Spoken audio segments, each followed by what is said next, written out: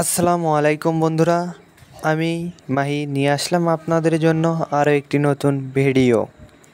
বন্ধুরা, আপনারা অনেকেই খরগোশ কিনেন, অনেকেই খরগোশ কিনতে চাচ্ছেন বা অনেকেই খরগোশ পালন করেন, কিন্তু আপনারা জানেন না যে খরগোশ বাচ্চা দেওয়ার আগে কি কি লক্ষণ দেখা দেয়, বা আপনারা খরগোশ পালেন কিন্তু খরগোশ বাচ্চা দিচ্ছে না, তাহলে করণীয় কী?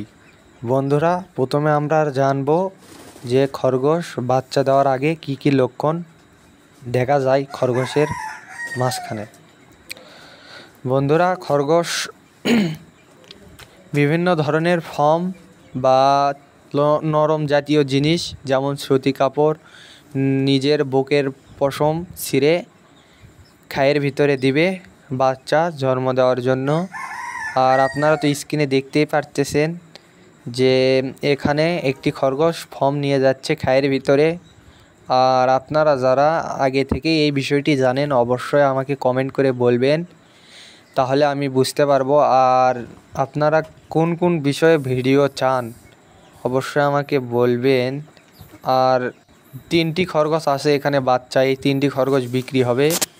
আপনারা কেউ নিতে ইচ্ছুক থাকলে অবশ্যই বলবেন। ভিডিও আজকের এই পর্যন্তই, দেখা হচ্ছে আরও একটি নতুন ভিডিওতে ইনশাআল্লাহ।